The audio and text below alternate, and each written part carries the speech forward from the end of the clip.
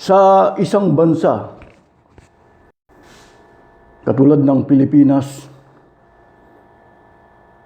dahil nagkaroon po ng pandemic, ibig sabihin, lockdown,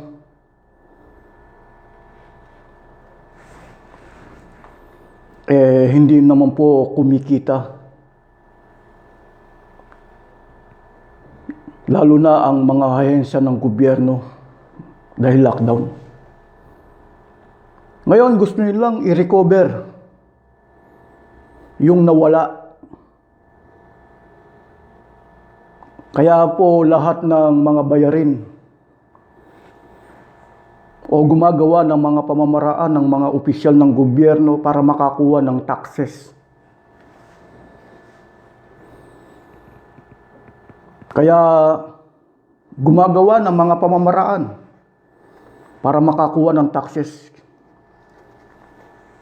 Lumalaki po yung mga bayarin o tumataas ang mga bayarin. Kaya iba't ibang ahensya po ng gobyerno gumagawa sila ng mga gimmick para makakuha po sila ng mga taxes sa pamamagitan ng mga bayarin. Bawat ahensya ng gobyerno. Lalo na sa Pilipinas, dumating ngayon ang mga gamot para sa COVID. Hindi ata umabot ng 1 milyon ang gamot na coronavirus. Pero naglabas sila ng pondo. Ayaw po ata nilang bumili sa kabila na may mga inilabas silang pondo. Kung 1 milyon, ang populasyon po ng Pilipinas ay mahigit na 100 milyon. Ang Pilipinas po, naghihintay po ng donasyon lang. Hindi po bibili. Pero meron po silang inilabas na pondo. Ang hindi maintindihan kung saan po nila ginamit yung pondo. Kaya ang Pilipinas naghahanap ng donation lang. Nasan yung pondo? Wala. Kaya gumagawa po sila ng mga pamamaraan ngayon.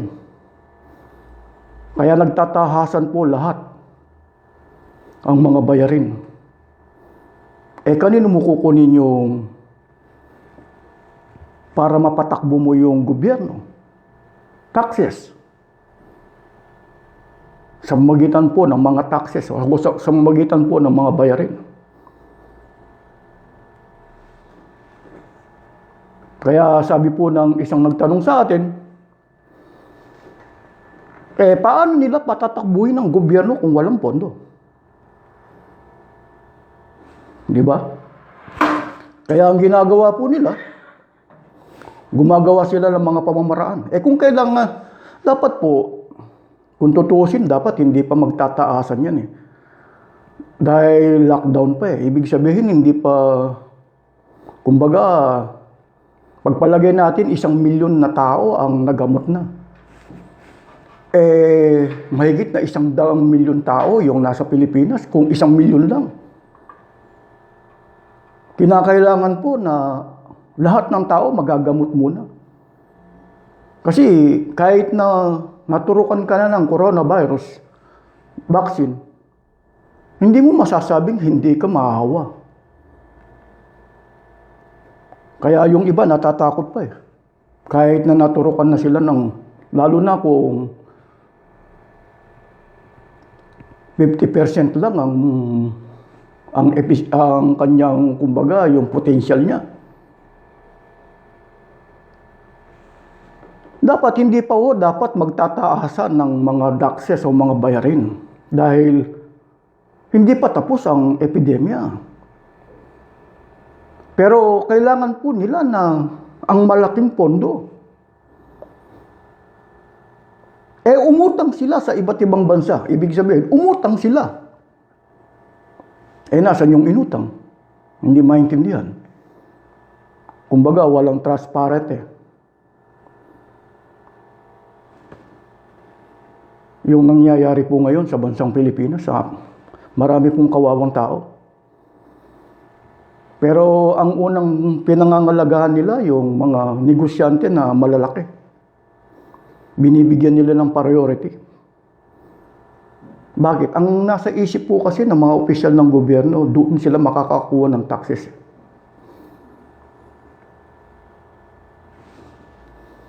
Kaya ako, pagka tinanong ako napapatawa lang ako kailangan mo pala ang taxes.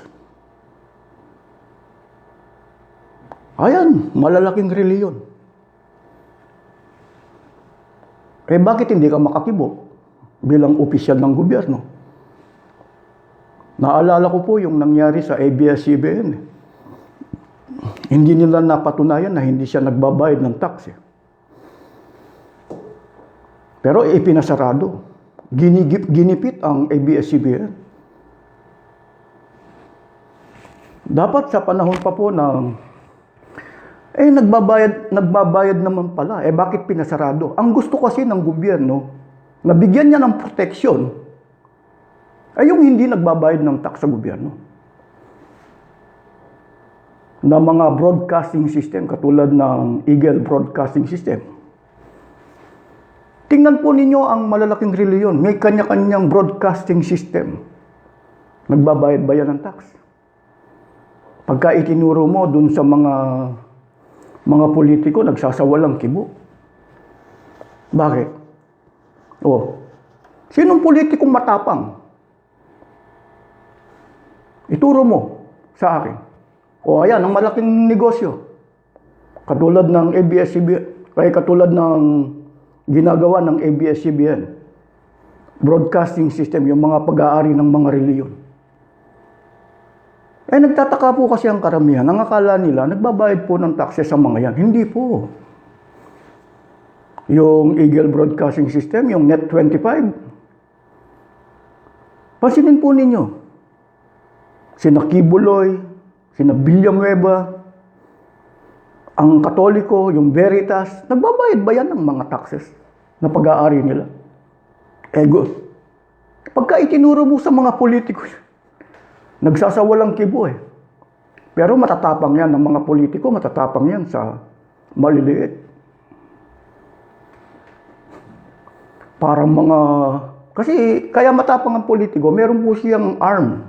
Meron po siyang Armed Forces of the Philippines. Pero pagka itinuro mo, yung mga reliyon na yan, yan ba yung mga nagbabayad ba ng tax? Paano mo mapapatakbo ang gobyerno kung walang tax? Meron pagkukunan ng taxes Katulad ng mga pag-aari ng mga reliyon na yan, ng mga property activities Bakit di ka makakuha?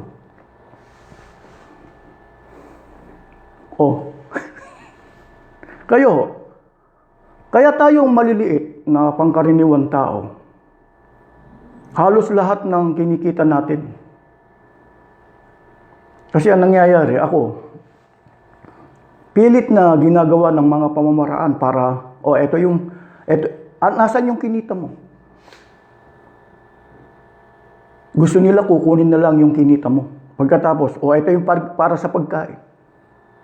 Hindi mo pwedeng sabihin dun sa politiko, magtrabaho ka naman. Ayusin mo naman yung trabaho mo. Hindi mo masasabi yun. Kami, nagbabayad ng tax. Hindi ka pwedeng magsalita. Ayan ang malalaking reliyon. Bakit? Huwag mo sasabihin na, kasi po ang nangyayari sa atin, kahit na meron na pong Facebook, meron na pong YouTube, kumbaga ang sabi nila, maganda na raw po yung modernong pamamaraan na madaling makarating sa tao. Meron ka bang nakikita sa ngayon na magsabi sa mga politiko na, kailangan mo malaking tax? Gusto mo makabili ng Bakit di mo lagyan ng gamot para sa coronavirus? Para hindi ka nakakahiyang humingi ng donation samantalang naglabas ka ng pondo?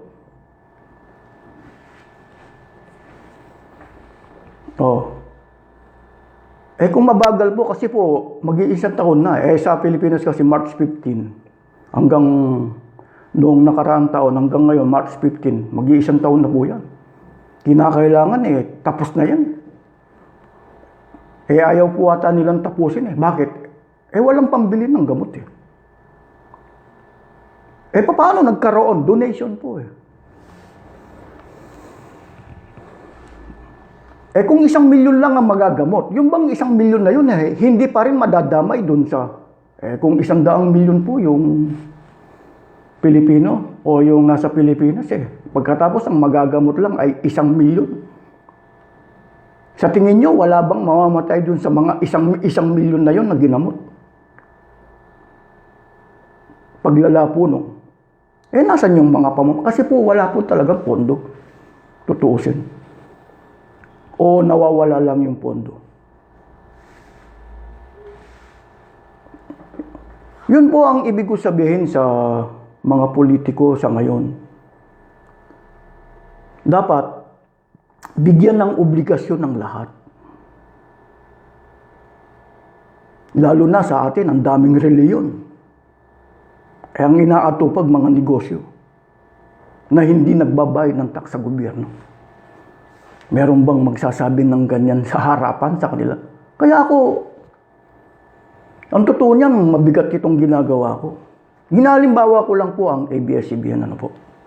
Ang ABS-CBN, batay dun sa hearing, batay dun sa mga pagsisiyasat ng mga nasa gobyerno, nagbabayad po ng tax. Ayaw po ng mga opisyal ng gobyerno yan. Yung nagbabayad ng tax. Ayaw nila. Kaya nga pinasarado anong gusto ng mga opisyal ng gobyerno? Yung ayaw magbayad ng tax.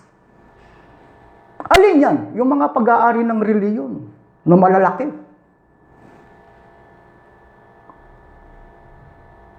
Sino ba yung ginamit nila para maipasarado ang ABS-CBN?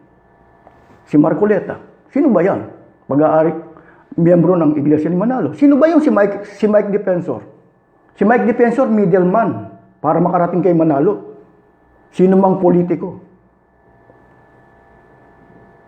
Kaya ako, nung nakikita ko mga hearing sa pagdating doon sa ABS-CBN, si Mike Defensor po, middleman yan. Ang isang politiko, halimbawa, si Joseph Estrada, anong pangalan, si Gloria Macapagal-Arroyo, hindi makakarating kay Manalo yan kung hindi nila gagamitin si Mike Defensor. Bakit? Middleman yan. Ibig sabihin, sa mga lakaran kasi, ako kasi pinag-aaralan ko yan Hindi ka makakarating kay Manalo kung wala kang gagamitin tao. Lalo na yung mga politiko. Tanong mo kay, anong pangalan nito? Kaya lang si Manalo, hindi mo makakaharap. Si Manalo, meron siyang tao. Tanong mo kay Joseph Estrada, kay Gloria Macapagal-Arroyo, may mga ebidensya ako niyan.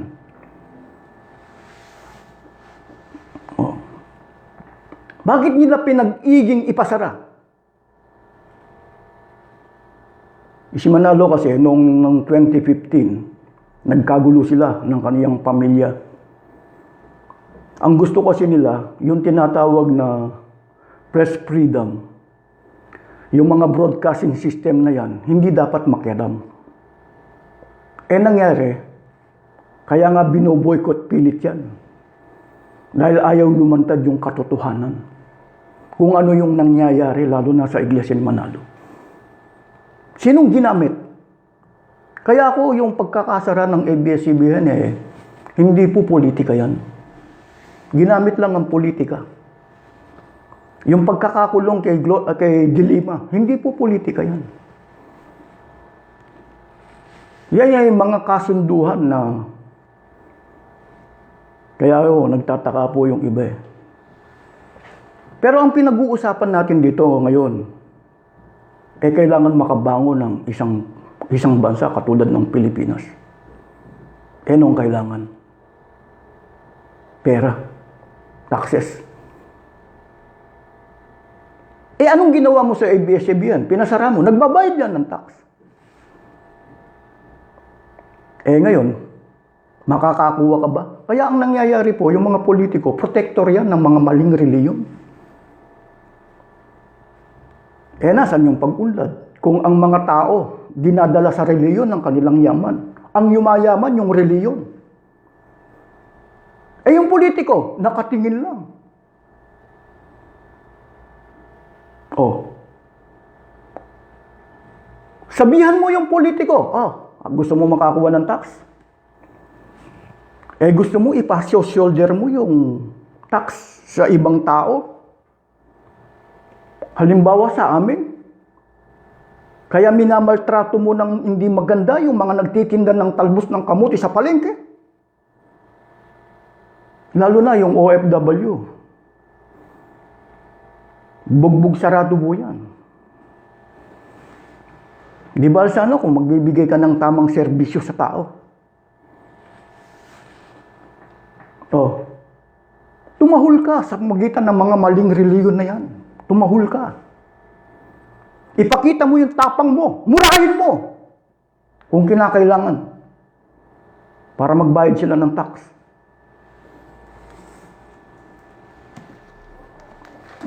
Paano ang gagawin ngayon? Sa bansang Pilipinas. Nagkaroon nga po ng gamot. Takot naman ng taong magpaturok. Bakit? Di ko nga maintindihan ang ating mga opisyal ng gobyerno. Nakakatakot po yan. Meron akong babasahin, nakakala kasi ng iba,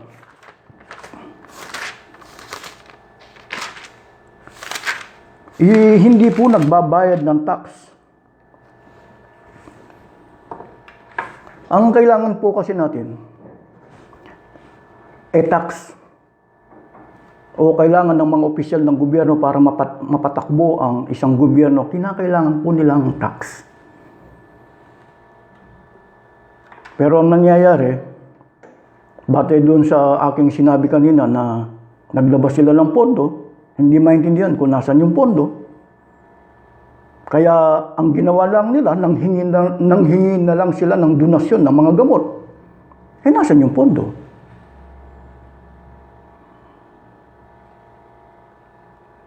Ngayon, kailangan mong makabili ng gamot. Kailangan mo muling maglabas ng pondo. Wala ka namang ilalabas na pondo. Ngayon, kailangan mong buksan. Ibig sabihin, kasi mag-iisang taon na ang tinatawag na lockdown. Kailangan makakapag-recover ka. Malaking kawalan. Ibig sabihin halimbawa ako sa isang magtatrabaho. Mawalan man ako ng 2 buwan, 3 buwan, mabigat na sa akin. Lalo na yung kahit isang tuka. Mabigat na yan Hindi na pangkaraniwan yan. Kasi yung iba natutuwa sa nangyayari. Kasi yung pagkakaano ng ABS-CBN maraming natuwa. At sa ngayon, marami pa rin natutuwa dun sa pagkakasarado ng ABS-CBN. Pero kung tutuusin, isang malaking sampal yan sa Pilipinas. Isang kasi, nagbabayad po ng tax kailangan mo ng tax Pero sa kabila na, hindi ko maintindihan kung, ewan ko lang, ayaw kong bumanggit ng pangalan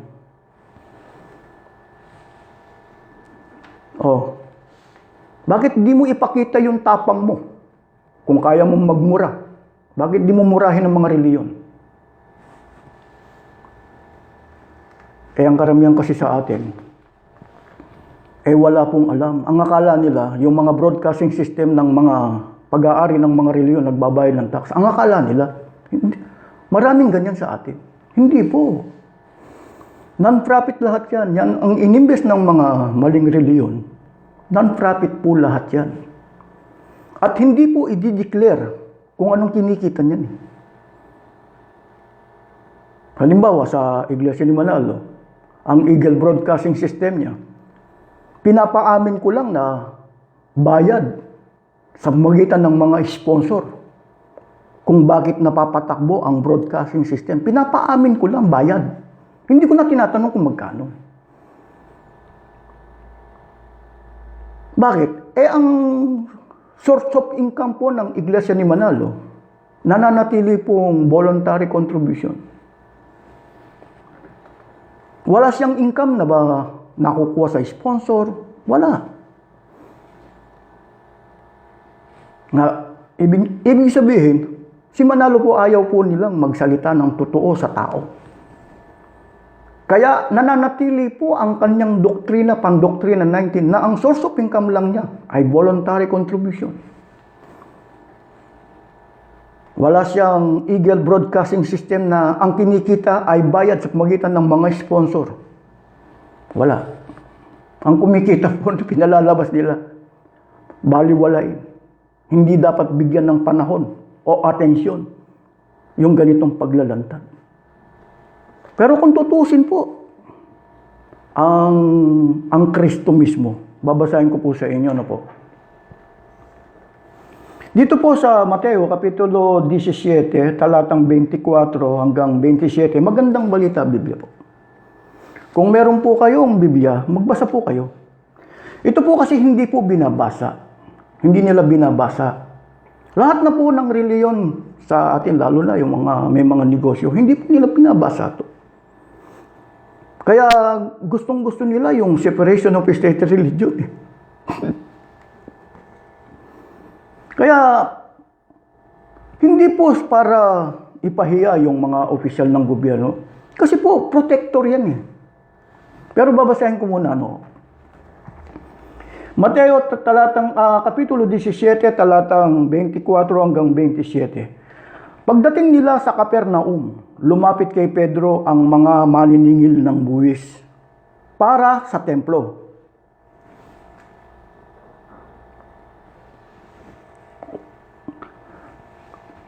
Tinanong siya, nagbabayad ba ng buwis para sa templo ang inyong guro? Opo, sagot ni Pedro. At nang dumating siya sa bahay, tinanong na siya agad ni Jesus, ano ba ang palagay mo, Simon? Kanino sumisingil ng bayad sa lisensya o buwis ang mga hari sa lupa? Sa mga mamamayan ba o sa mga dayuhan? Sa mga dayuhan po, tugon niya. Sinabi ni Jesus, kung gayon, hindi pinagbabayad ang mga mamamayan. Gayon man, para wala silang masabi sa atin, pumaroon ka sa lawa at hihagis mo ang kawil. Kunin mo ang unang isdang mahuhuli, ibuka mo ang bibig nito. At may makikita kang isang salaping pilak. Kunin mo ito at ibayad sa buwis nating dalawa. Kayo, tinatanong ko kayo.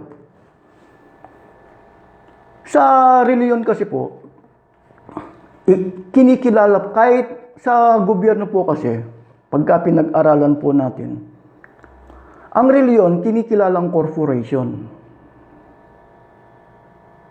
Kinikilalang corporation po yun. Nasa uring non-profit. Non-profit po yan. Diyan po, magdideklara ka ng mga kung anong source of income mo. Kung anong doktrina mo. Halimbawa, kay Manalo, ganun po, magdideklara kayo kung ano yung source of income ninyo. Ngayon, gagawa sila na tinatawag na New Era. Nasa uring non-profit pa rin yan. Magtatayo sila ng FYM Foundation. Nasa uring non-profit pa rin yan. Pero anong source of income ng reliyon? Tanong. Si Manalo po kasi meron siyang tinatawag na doktrina. Pandoktrina. Anong source of income mo? Batay sa pandoktrina 19, voluntary contribution. Maliwanag po yan. Di po ba? Maliwanag na ang doktrina mo, batay sa pagtuturo, batay doon sa ginawa mong pandoktrina o batay sa ginawa mong doktrina, voluntary contribution. Ngayon, nagtatag ka ng New Era. Yung bang New Era, hindi pa pag-aari ng reliyon? Yung foundation na FYM Foundation, hindi ba pag-aari ng reliyon yan? Anong kinikita ng New Era? Halimbawa, eskwelahan. Doon namamatay si Manalo. Anong kinikita ng FYM Foundation? Oh, ngayon, nagtayo sila ng garment factories diyan sa Cavite. Sa Tacloban, Eco Farm. Ang layunin po niyan, yung tinatawag nilang unlad. Batay sa binasa ko po, si Kristo, tungkol lang sa templo. Kasi po ang gustong mangyari po ganito, pagpalagay natin ang kapilya, hindi nagbabayad ng tax. Kapilya, ano po? Ngayon, kapag ka nagtayo ka na ng eskwelahan, ang isang reliyon nagtayo na ng eskwelahan, nagtayo ng tinatawag na FYM Foundation, nagtayo ng Eagle Broadcasting System. Anong kinikita ng mga yan? Anong source of income yan?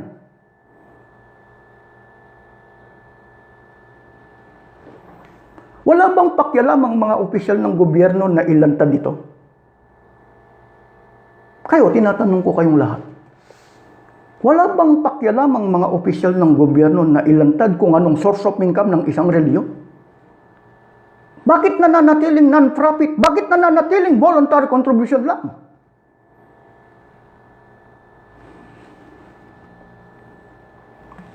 Kung may awa po kayo sa mga tao sa Pilipinas, kaya yung mga tao sa Pilipinas, nakakaawa po. Kaya ganyan pong lumalala ang droga, sugalan. Dahil walang ibang source of income eh. Kasi po yung lockdown, hindi ka pwedeng mag-tricycle ng araw-araw. Hindi ka pwedeng maghanap buhay ng araw-araw. Ba? Eh ano mangyayari? Hindi mo naman pwedeng ipasarado yung mga pag-aari ng reliyon na kapilya. O muna kayo magdala ng pera sa kapilya. Hindi pwede eh. Bakit? Eh mga opisyal ng gobyerno nagsasawalang kibo. Pero dapat pinag-aaralan. Halimbawa, paano naghihirap ang isang baryo? Titingnan mo kung anong galaw o sitwasyon ng isang baryo. Huwag na yung bayan, huwag na yung bansa. Saan dinadala yung yaman ng mga tao? Paano kumikita yan? At paano nawawalan ng kita? Ako kasi pinag-aaralan ko po yan dahil kailangan ko pong gawin. Pero inuuna kong pinag-aaralan yung sitwasyon namin pamilya. Paano tayo mabubuhay ng maluwag? Para hindi ako mabigatan bilang padre di pamilya, anong dapat kong gawin? Inuuna ko yung sarili ko. Kaya tinitingnan ko yung kalagayan ng aking pamilya.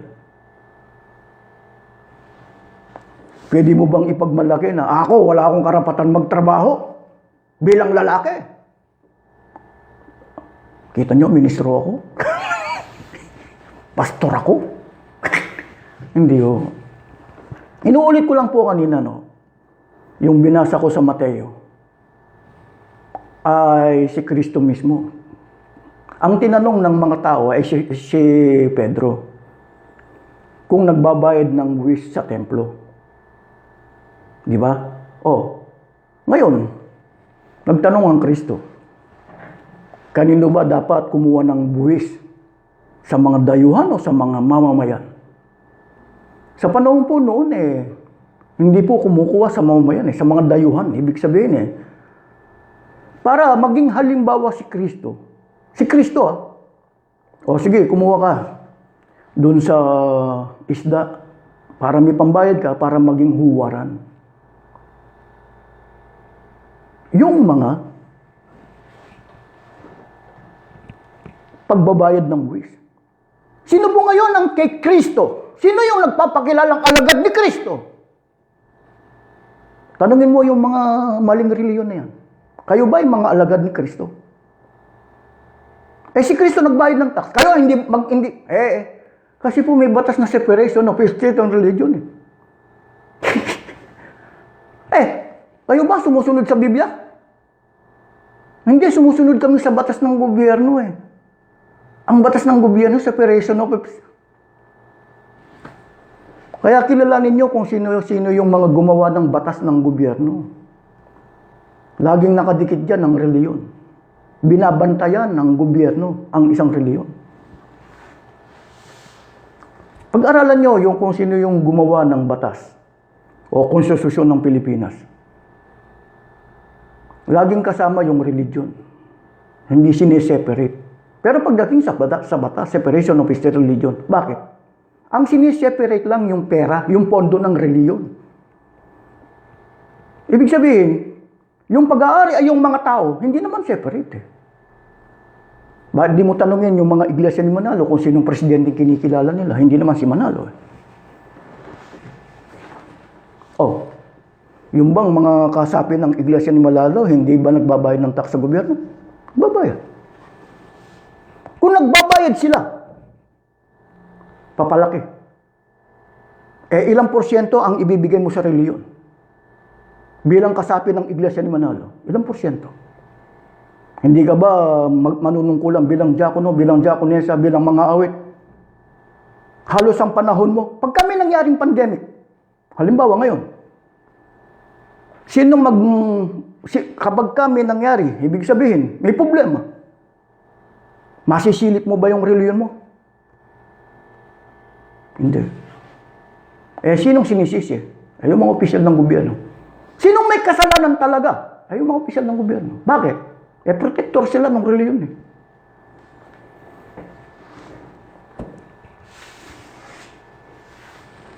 Oh. Kayo, tinatanong ko kayong lahat.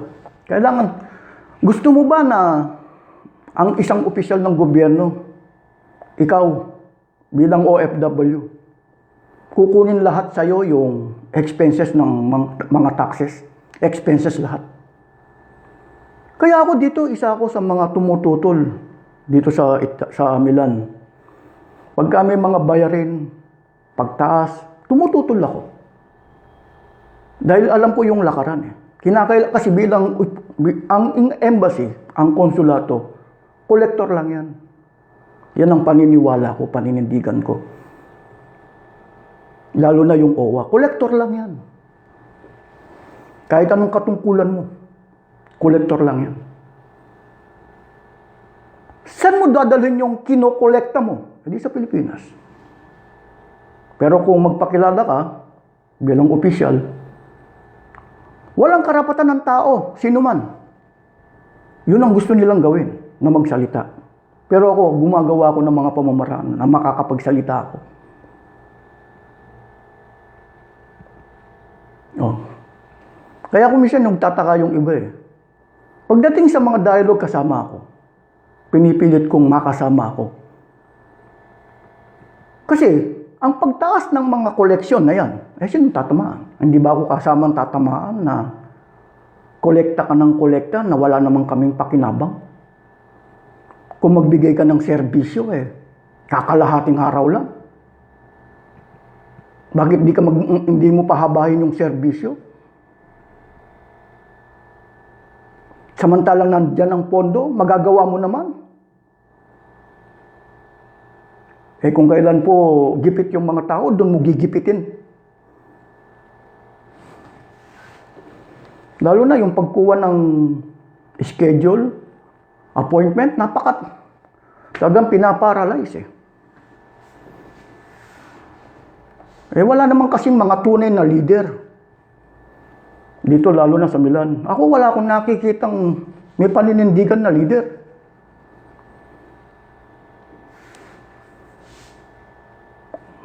Kaya, kuminsan napapatawa ako. Lalo na, hindi ako magsasalita pagdating sa mga dialogue, sa mga usapin na, bakit? Kasi ako may puntirya ako. Kung bakit nakikita ng iba, ministro ka bong eh. Bakit nakikialam ka sa politika? Kasi, bakit ako bilang pastor, bilang ministro, hindi ba ako maapektuhan? Maapektuhan ako. Dahil ako'y nagtatrabaho eh. Bilang OFW eh.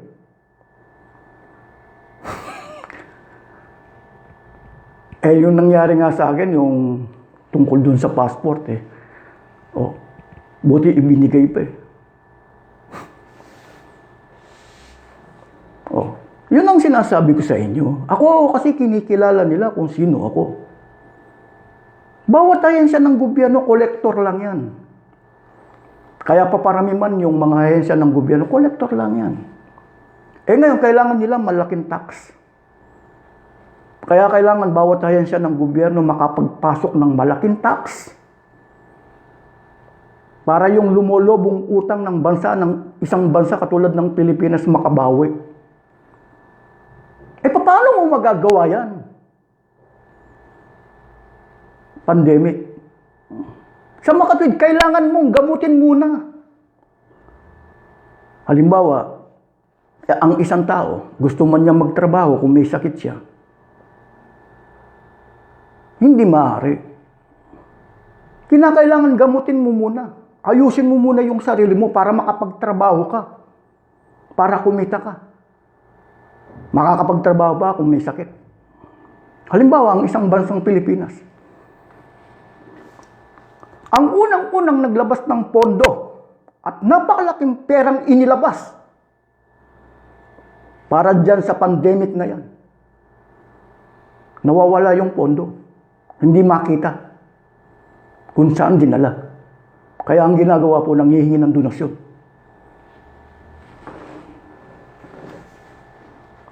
Tama ba?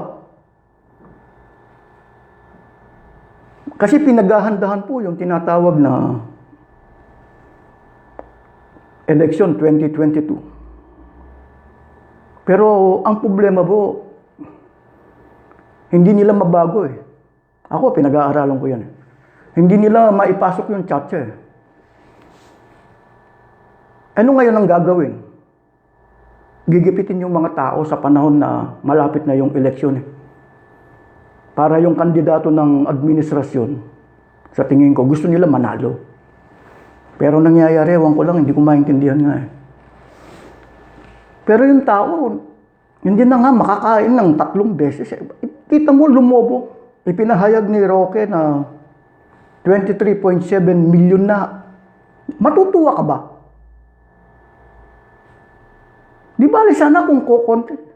Papalaki pa eh. Bakit? Dahil dun sa corruption eh. Nasaan yung pondo? Ngayon, kailangan mo malaking pera. Bulto, kailangan makakuha ka. Kaya gumagawa ng mga pamamaraan ng bawat ahensya ng gobyerno. Napalaki ng income nila. Koleksyon nila. Pero kung magserbisyo sila, kalakalahating araw lang, paano mama? Pagkatapos gusto mo lumaki yung income mo, kakalahating araw lang ang serbisyo mo. Pagkatapos hindi mo pa bibigyan ng tamang serbisyo yung mga tao.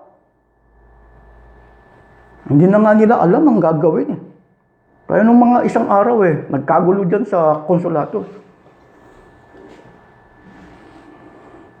Magmumura po yung mga tao dahil ang galit nila, ako nga hindi ko lang masabi sa kanilang magbukas kayo ng 24 oras kung maaari. Bakit? Libre naman yung bahay nyo Libre naman yung gas kuryente nyo Wala na kayong intindihin Pagkatapos magseservisyo kayo ng kalahating araw, 4 na oras araw-araw. Hindi ko lang, mali po yun. Kung may talino po ang lahat, ang isang opisyal ng gobyerno, dapat para yung galit o yung inanakit ng tao, gawan ng paraan para ang tao hindi na magalit. Maibsan man yung galit nila sa magitan ng tamang serbisyo. Ibigay mo. Ang issue po natin dito yung nangyari po yung pagpapasara sa ABS-CBN. Nagbabayad naman ng tax. Hindi nila mabutasan. Ito pong malalaking reliyon Kung magpakilala pa kay Kristo pa samantalang ang Kristo, para maging huwaran siya, nagbayad siya ng tax Si Kristo ba, negosyante? Manapa ang Kristo po, pinagtabuyan niya ang mga nagninegosyo sa templo Babasahin ko po sa inyo aklat po ng 1. Kapitulo 2, talatang 14. Pakinggan po ninyo.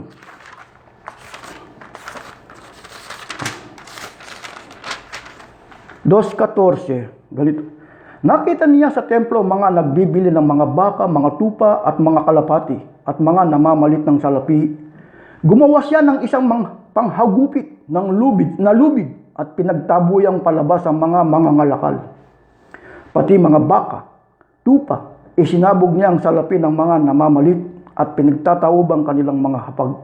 Sinabi niya sa mga nagbibili ng kalapati, alisin ninyo rito ang mga yan. Huwag ninyong gawing palengke ang bahay ng aking ama. Si Kristo po, yung mga negosyante sa harap ng templo, pinagtabuyan niya. Yung mga nagpapakilala ngayon na ministro, pastor, silang negosyante. Nagtatago lang sila doon sa salitang ministro, pastor. Nakakapagnegosyo. Yung pang negosyo nila, nasa uring non-profit pa. Kasi protector po yung mga opisyal ng gobyerno eh.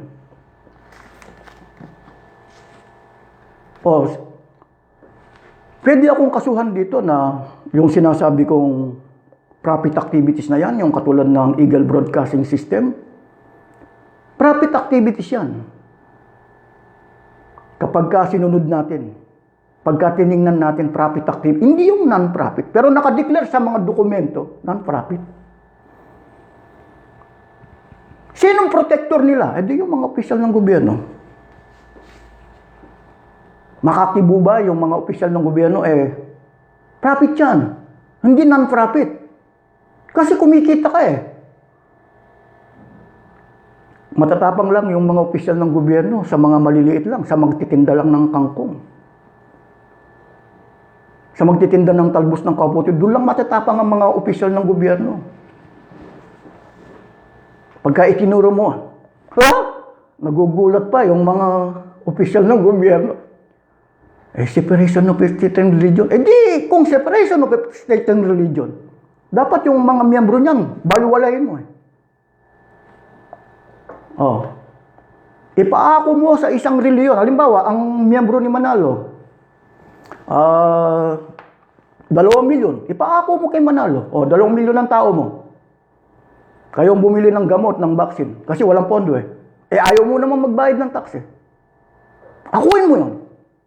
May magsasabi ba na ganyan ng mga politiko? Wala.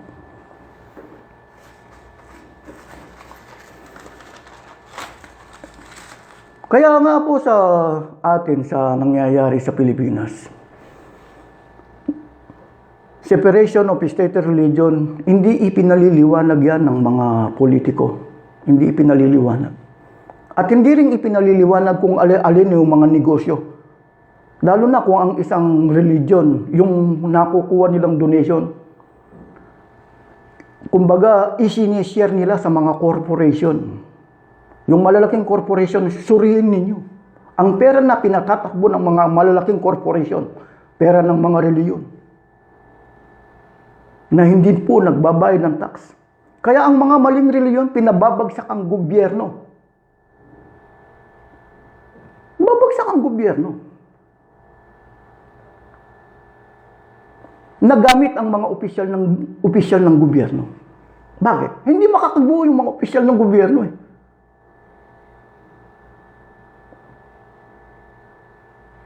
Pinababagsak. Naalala ko po yung kwento ko noon eh. Halimbawa, ang isang presidente o isang opisyal ng gobyerno, bagong upo yan sa... Ito'y halimbawa lang, example lang. Gusto niyang mapangunlad ang isang bansa. Kinakailangan, hihingi siya ng tulong o pabor sa mga negosyante. Sa mga negosyante. Kaya ang gagawin ng Pangulo o ng Presidente, tatawagin niya lahat ng mga negosyante niyan. Tatawagan niya. Pagkatapos, sasabihin niya sa kanyang sekretary, tawagin mo lahat ng mga negosyante. Kapag kakausapin natin, para magkaroon ng trabaho. Tawagan mo, magkaroon tayo ng meeting.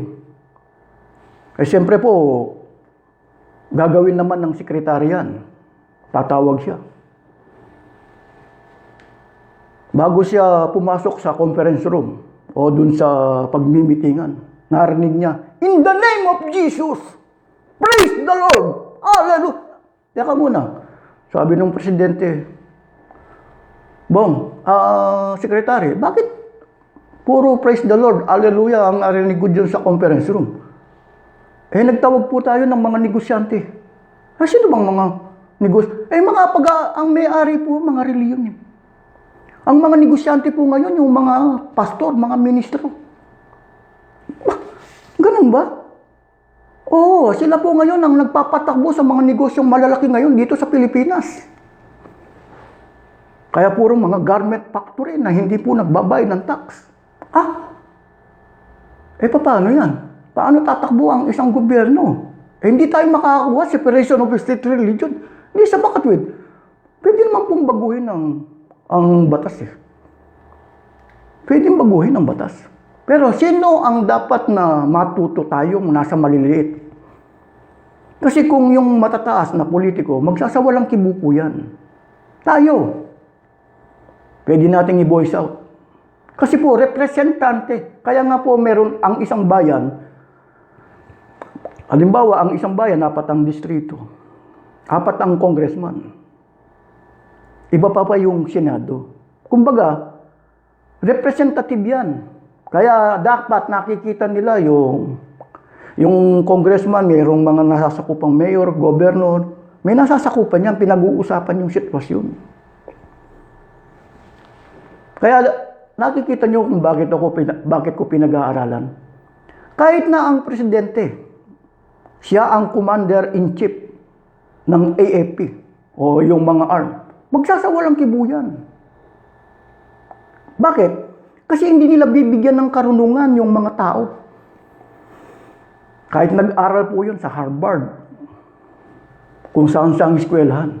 Bakit? Ganyan po kasi ang lakaran sa Pilipinas.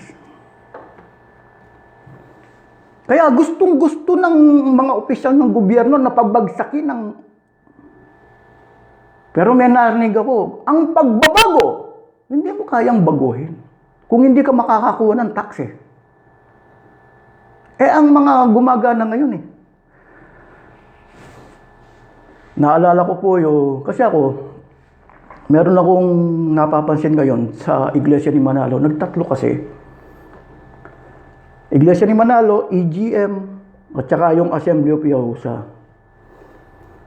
Ngayon, kaya nagtatlo po to, nagkakagulo. Ang pinagkakaguluhan po kasi pera. Pera. Kaya patuloy ang harassment nila sa Pilipinas. Kahit na ako, muntik na eh. Kasi, ang nangyayari po pera. Kaya nagkakagulo yan. Ako, may babasahin akong isang sulat ng isang ministro. Ito po, ayaw ko pong basahin ngayon.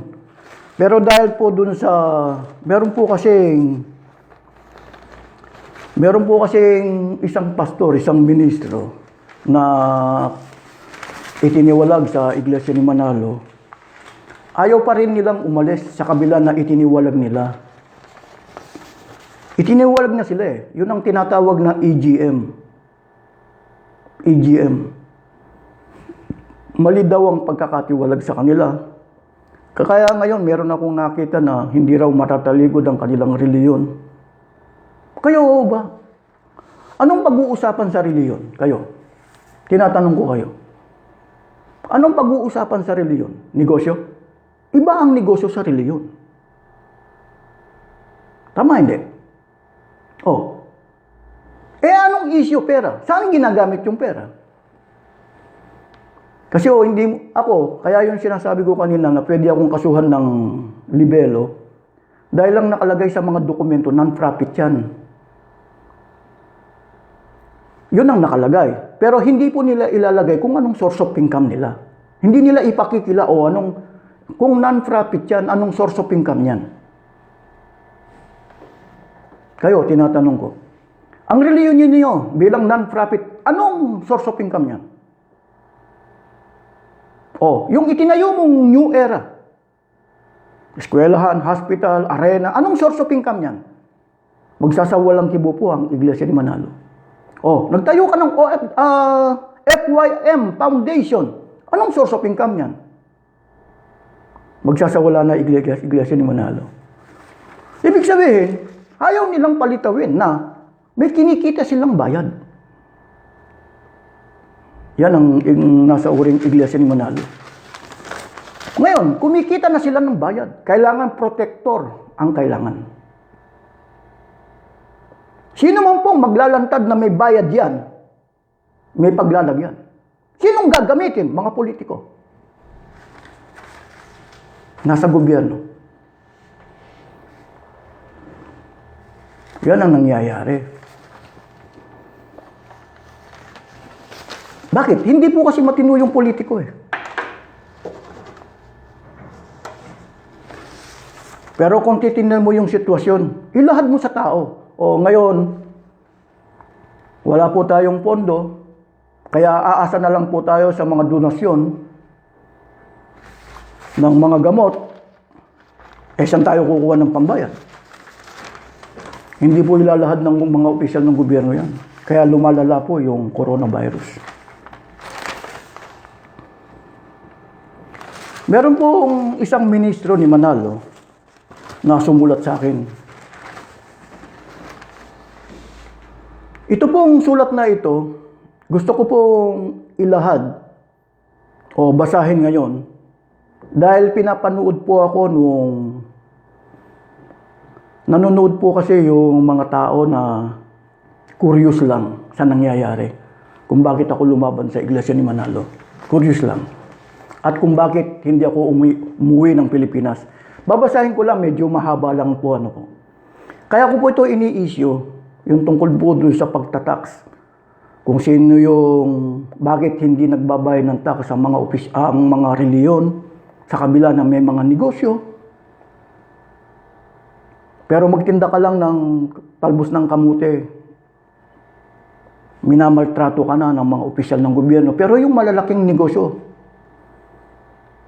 na dapat magbayad ng tax, nagsasawalang kibo po mga opisyal ng gobyerno. Kaya ang magsosolder sa lahat ay yung mahihirap. Kaya kawawa po yung nasa mababa. Ito po ang isang sulat na babasahin ko po. Hindi ko na babasahin ang buo. Dito po. Pinapayuhan kita na huwag ka munang uuwi dito. Mabuti na ang nag-iingat alang-alang sa iyong pamilya. Ang labis nilang ikinagalit sa iyo ay ang ginawa mong paninira sa iglesia. Ayon sa kanilang pananaw. Ayon sa aking pananaw, tama ang ginagawa mong pagbubulgar ng katiwalian. Subalit mali ang iyong pamamaraan. Gumawa ka ng pamamaraan na maakit mo silang magsuri at maalis sila sa pagkabulag na tagasunod. Mas marami akong nalalaman na katiwalian na ito ay ibubulgar ko pagdating ng panahon sa mabuting paraan upang madama nila ay pag-ibig, hindi galit sa akin. Kaya maging mahinahon ka sana.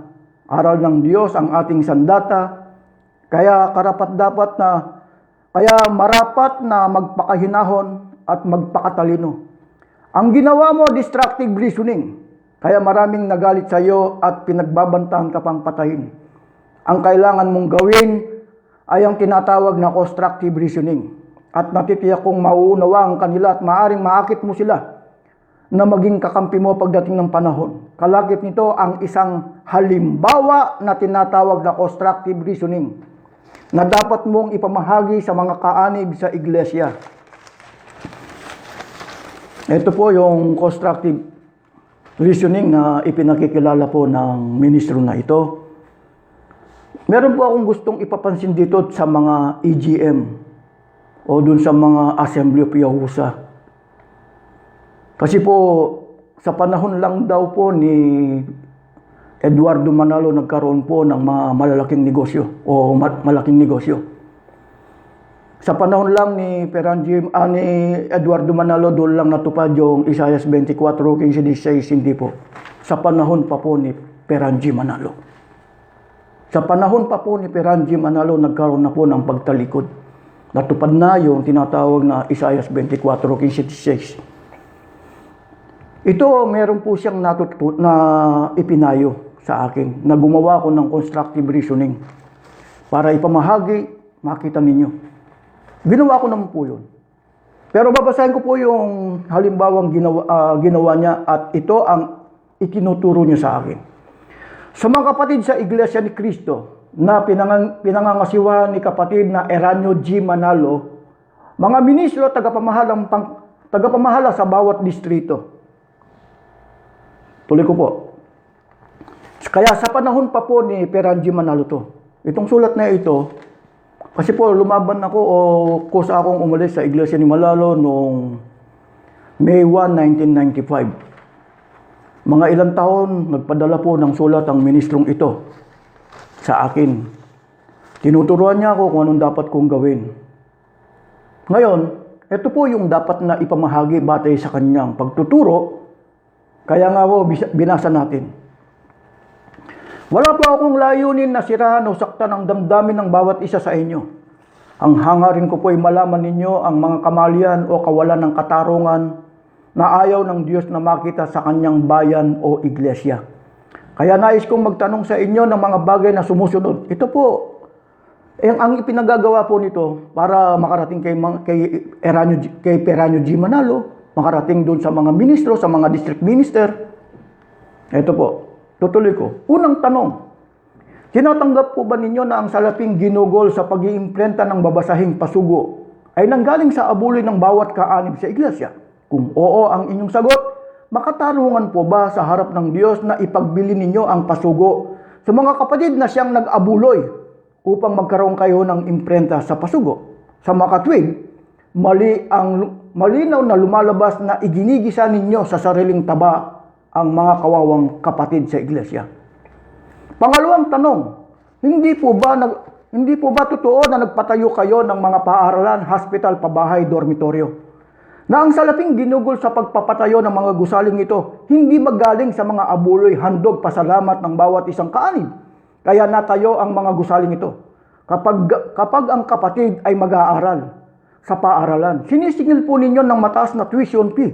Kung magpagamot naman ay mataas naman ang inyong singil sa ospital. Kapag tumira sa pabahay at dormitoryo, lalong mataas ang sinisingil ninyo ng upa sa mga kapatid. Makatarungan po ba sa harap ng Diyos na ang mga kapatid na nagsakit tumulong upang itayo ang mga gusaling ito ay sisingilin pa ninyo ng mataas na upa o bayad?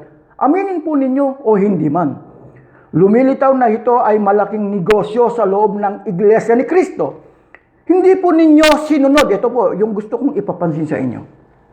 Hindi po ninyo sinunod ang nilagdaang salaysay ni kapatid na Felix Y. Manalo nang iparehistro ang iglesia noong 1914 na itong iglesia ay isang corporation sole o non-stock corporation.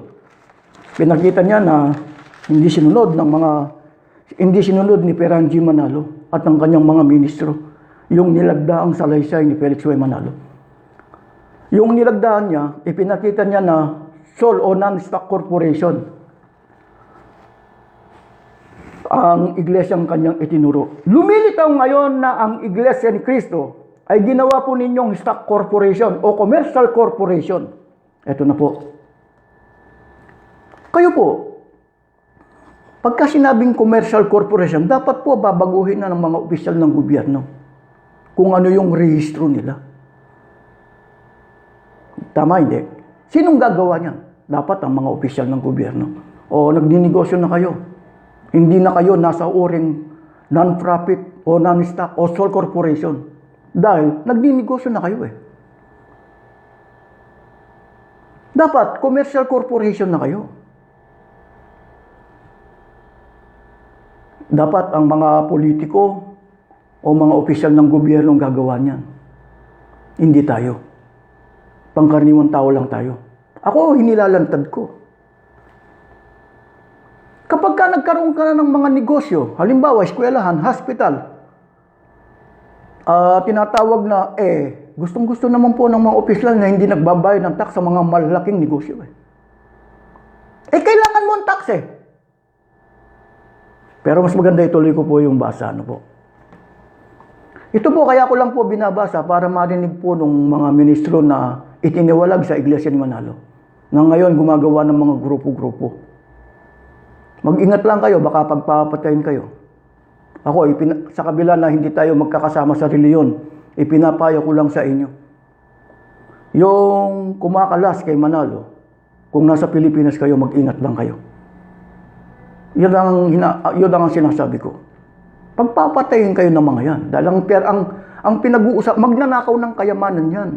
Pagka magnanakaw ng kayamanan yan, kailangan magpatuloy yung ginagawa niya. Kapag kaininantan mo, papatayin ka.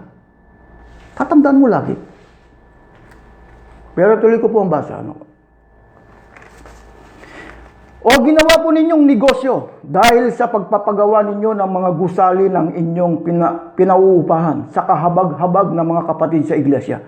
Mag-isip po kayo at suriin ninyong mabuti. Hindi po tayo aariing karapat-dapat sa harap ng Diyos kung hindi natin itutuwid ang mga kamaliang ito. Marahil po ay sapat na ang abuloy, tanging handugan, pasalamat upang umunlad ang iglesia. Kaya marapat lamang naputulin o itigil ang pagninegosyo ng Iglesia ni Cristo sa kasalukuyan sa panahon pa po ni Peran G. Manalo. May mga negosyo na yan. Halimbawa, yung pasugo. Pag-aaral sa pagkaministro. Tarjeta board. Negosyo po yan. Pero dahil hindi po pinupuna, napupuna. Ako naman noong 1986 bago ako,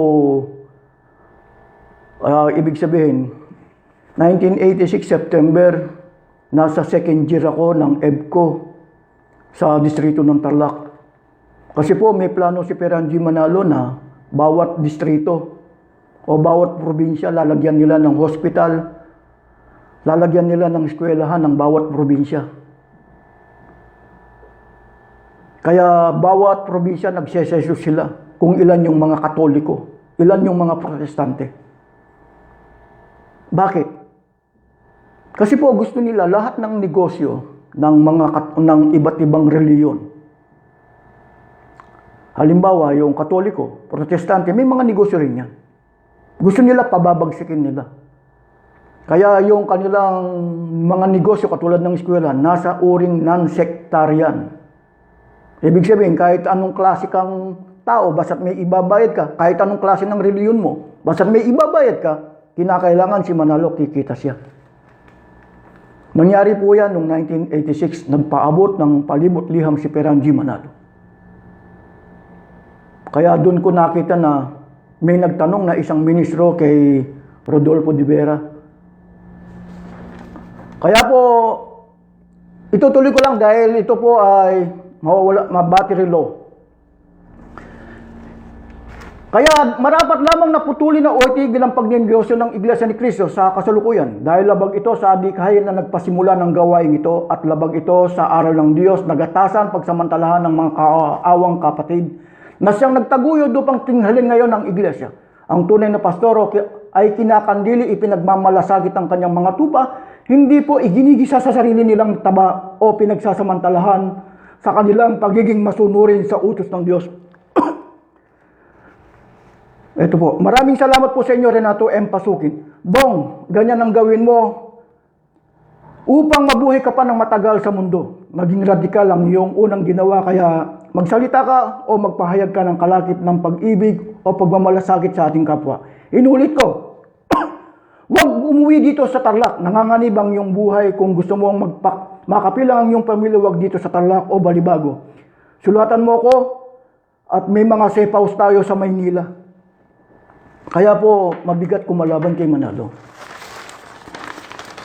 Kapag ka kinalaban mo si Manalo, gagamitin niya gobyerno. Gigipitin ka. Pero kung tutusin, dapat maging neutral ang mga politiko. Tingnan yung sitwasyon. Ngayon, kailangan po nila ang malaking pondo. Malaking pondo ang kailangan. Nandyan ang mga malalaking negosyo ng mga reliyon. Eskwelahan, hospital, broadcasting system. Kaya nawa sana naunawaan ninyo. Huwag tayong pikit matang sumusunod sa mga reliyon na yan. Ilantad natin ang kanilang pagninegosyo para magbayad sila ng tax. Kailangan po ng isang gobyerno ang malaking bulto ng taxes. Dapat makakuha po ang gobyerno sa pamamagitan ng mga negosyo ng mga reliyon. Nawa sana naunawaan po ninyo. Kapag ka nagpatuloy ang ganitong sitwasyon, babagsak at babagsak talaga ang isang gobyerno, lalo na ang Pilipinas. Marami pong salamat.